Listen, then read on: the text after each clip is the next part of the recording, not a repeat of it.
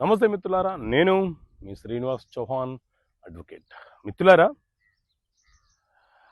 న్యాయస్థానంలో money recovery case అప్పు వసూలు కోసము మనము కేసు ఫైల్ చేస్తే వడ్డీ వసూలవుతుందా, వసూలైతే ఏ పద్ధతిలో వసూలవుతుంది?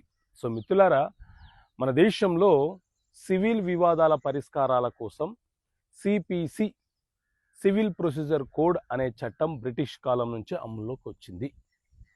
ఈ చట్టం ప్రకారంగా న్యాయస్థానము సివిల్ వివాదాల పరిష్కారాలను ప్రొసీడింగ్ చేస్తుంది. ఈ చట్టంలో మనకు సెక్షన్లు ఉంటాయి, అలాగే ఆర్డర్లు ఉంటాయి.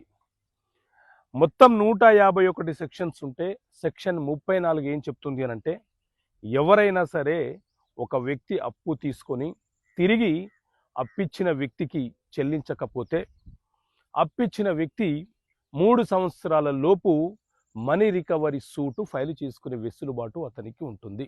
అయితే అతను మనీ రికవరీ సూటు ఫైల్ చేసిన తర్వాత అతనికి అసలుతో పాటు వడ్డీ ఏ పద్ధతిలో చెల్లించడం జరుగుతుంది అని అంటే, ప్రామిసరీ నోటు రాసిన తేదీ నుంచి కేసు ఫైలు చేసిన తేదీలోపు ఎంత కాలం అయితే ఉందో ఆ కాలానికి ఒక రకమైనటువంటి వడ్డీ శాతంతో వడ్డీ చెల్లించమని, అలాగే కేసు ఫైలు చేసిన రోజు నుంచి తీర్పు వచ్చేంత వరకు ఒక రకమైనటువంటి వడ్డీ, తీర్పు వచ్చినప్పటి నుంచి అమలు పరిచేంత వరకు కూడా మరో రకమైనటువంటి వడ్డీ శాతాన్ని విధిస్తూ న్యాయస్థానము తీర్పులు ఇచ్చే అవకాశం ఉంటుందని ఈ సెక్షన్ 34 ఆఫ్ సిపిసి చాలా స్పష్టంగా వివరణ ఇస్తుంది.